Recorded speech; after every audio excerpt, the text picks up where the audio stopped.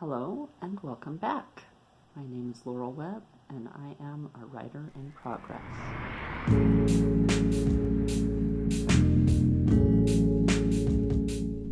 What makes a story?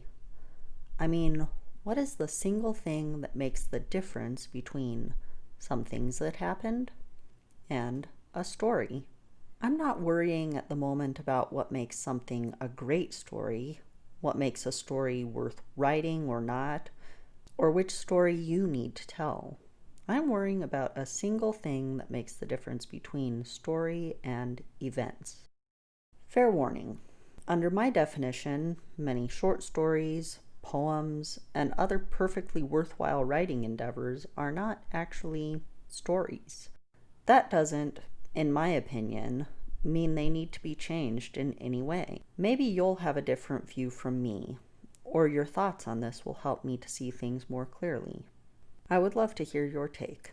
Now, let's talk about what, in my humble opinion, transforms something into a story. In order for me to define something as a story, there must be a character who has a character arc. It's as simple as that in my mind. Again, I'm not really saying what makes a great story or what makes something worthwhile to write. I'm talking about what turns something into a story for me.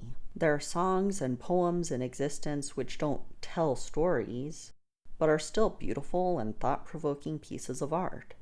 If you want to tell a story, though, the character and their development is absolutely key. Let's think of some stories we already know and imagine what they would be like with the focus on the events instead of the character. Take the Jack London short story, To Build a Fire. Is it really a story about someone lighting a fire? Of course not. It's a story of a man being humbled in the face of nature. Is Young Frankenstein the scientific story of how a corpse can be reanimated? Of course not. It's a story about a man learning who he is and coming to grips with some unpleasant facts about his family history. Even with nonfiction, I believe the successful nonfiction writer finds the story within the true events. One of my favorite nonfiction storytellers is David Sedaris. His book, When You Are Engulfed in Flame, could have been a collection of anecdotes about things that happened in his life. Instead, he tells the story of how he, a character, realizes and faces his own mortality in a variety of situations. Sure, it's amusing to hear him talking about buying a human skeleton and quickly regretting it as the skeleton's voice infiltrates his thoughts with endless reminders that you are going to die. But the funniness isn't the point.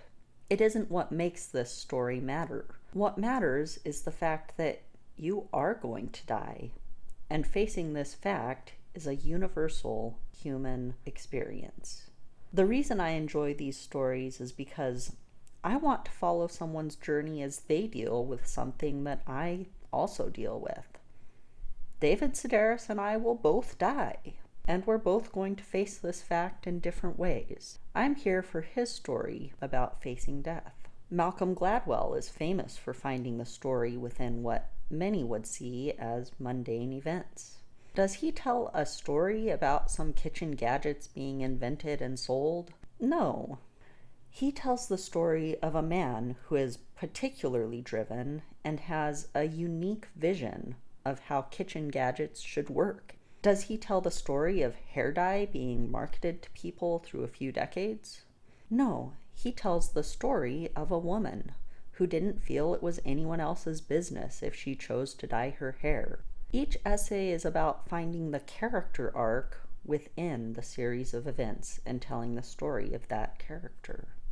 There is a reason the hero's journey is such a well-known and widespread concept. We want to be told the stories of characters, aka heroes, who face obstacles, fail, learn lessons, and then prevail. We want to know the story of how the hero grew and changed so that they could eventually succeed. Superhero stories are some of the best examples of this. They can easily fall victim to a writer focusing on all of the exciting powers and explosions while forgetting about the characters. Without Bruce Wayne, Batman is just a series of fight scenes. They might be entertaining, but they lack meaning. Stories have meaning. This is why I obsess over Dan Harmon's story circle. You, need, go, search, find, take, return, change, and have basically no interest in Save the Cat. I'm sure Save the Cat is great for helping people hit the beats and put events into an entertaining order, but the story circle keeps the focus on the character and how they develop. Instead of asking, what happens next in the plot? The story circle requires us to ask, how does my character develop next? Don't get me wrong. I have nothing against Save the Cat or any other method that helps you get your story written. I'm not claiming that I will never use that kind of method to guide my own writing. What I'm saying is, if you're struggling at a dead end, or you can't seem to find the meaning in your story, it might help to refocus on the characters and their development. Thank you so much for watching. I would love to continue the conversation in the comments down below, and of course, I appreciate it if you like, subscribe, ring the bell, all of those things. For now, I hope you're safe, and I hope you're writing. Goodbye.